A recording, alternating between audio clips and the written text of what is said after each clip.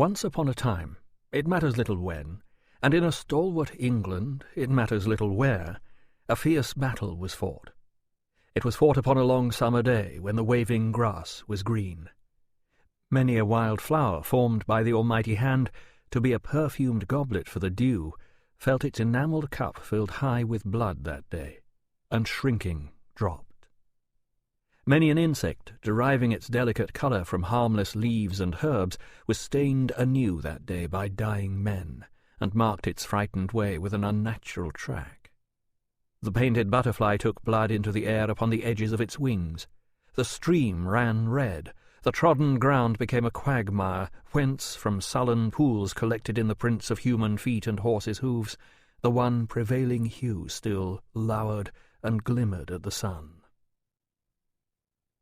Heaven keep us from a knowledge of the sights the moon beheld upon that field, when, coming up above the black line of distant, rising ground, softened and blurred at the edge by trees, she rose into the sky and looked upon the plain, strewn with upturned faces that at once at mothers' breasts sought mothers' eyes, or slumbered happily.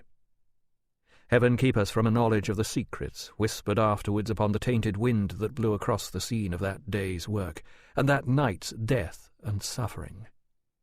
Many a lonely moon was bright upon the battle-ground, and many a star kept mournful watch upon it, and many a wind from every quarter of the earth blew over it before the traces of the fight were worn away. They lurked and lingered for a long time, but survived in little things. For nature, far above the evil passions of men, soon recovered her serenity, and smiled upon the guilty battle-ground as she had done before, when it was innocent. The larks sang high above it, the swallows skimmed and dipped and flitted to and fro, the shadows of the flying clouds pursued each other swiftly over grass and corn, and turnip field and wood, and over roof and church spire in the nestling town among the trees, away into the bright distance on the borders of the sky and earth, where the red sunsets faded. Crops were sown, and grew up, and were gathered in. The stream that had been crimsoned turned a watermill. Men whistled at the plough. Gleaners and haymakers were seen in quiet groups at work. Sheep and oxen pastured.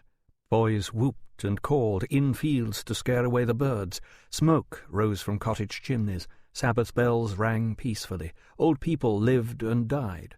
The timid creatures of the field, the simple flowers of the bush and garden, grew and withered in their destined times. And all upon the fierce and bloody battle-ground, where thousands upon thousands had been killed in the great fight. But there were deep green patches in the growing corn at first, that people looked at awfully.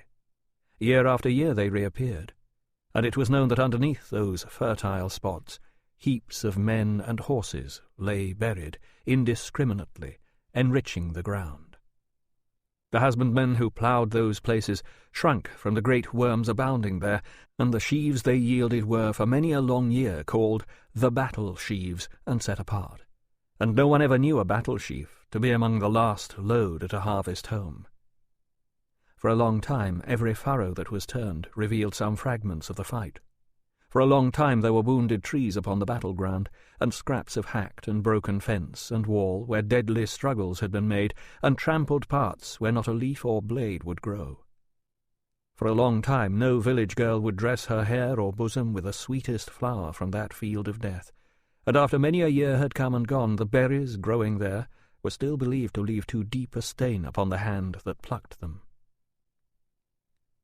The seasons, in their course, however, though they passed as lightly as the summer clouds themselves, obliterated in the lapse of time even these remains of the old conflict, and wore away such legendary traces of it as the neighbouring people carried in their minds, until they dwindled into old wives' tales, dimly remembered round the winter fire, and waning every year.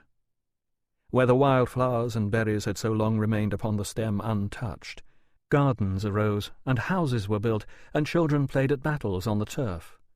The wounded trees had long ago made Christmas logs, and blazed and roared away. The deep green patches were no greener now than the memory of those who lay in dust below.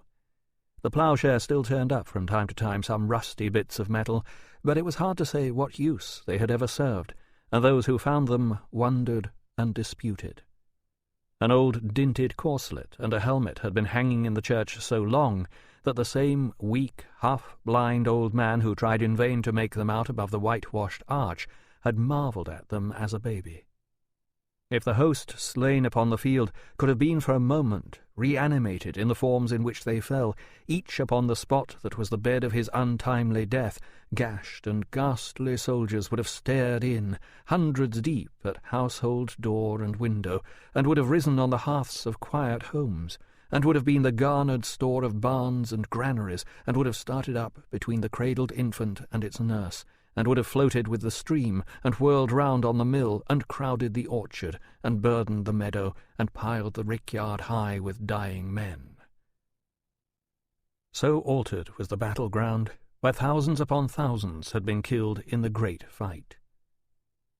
Nowhere more altered, perhaps, about 100 years ago, than in one little orchard attached to an old stone house with a honeysuckle porch, where, on a bright autumn morning, there were sounds of music and laughter, and where two girls danced merrily together on the grass, while some half-dozen peasant women, standing on ladders, gathering the apples from the trees, stopped in their work to look down and share their enjoyment. It was a pleasant, lively, natural scene, a beautiful day, a retired spot, and the two girls, quite unconstrained and careless, danced in the freedom and gaiety of their hearts. If there were no such thing as display in the world, my private opinion is, and I hope you agree with me, that we might get on a great deal better than we do, and might be infinitely more agreeable company than we are. It was charming to see how these girls danced. They had no spectators but the apple-pickers on the ladders. They were very glad to please them, but they danced to please themselves, or at least you would have supposed so, and you could no more help admiring than they could help dancing. How they did dance! Not like opera dancers, not at all, and not like Madame Anybody's finished pupils, not the least. It was not quadrille dancing, nor minuet dancing, nor even country dance dancing. It was neither in the old style, nor the new style, nor the French style, nor the English style, though it may have been, by accident, a trifle in the Spanish style, which is a free and joyous one, I am told, deriving a delightful air of off-hand inspiration from the chirping little castanets. As they danced among the orchard trees, and down the groves of stems, and back again, and twirled each other lightly round and round, the influence of their airy motion seemed to spread and spread in the sun-lighted scene like an expanding circle in the water.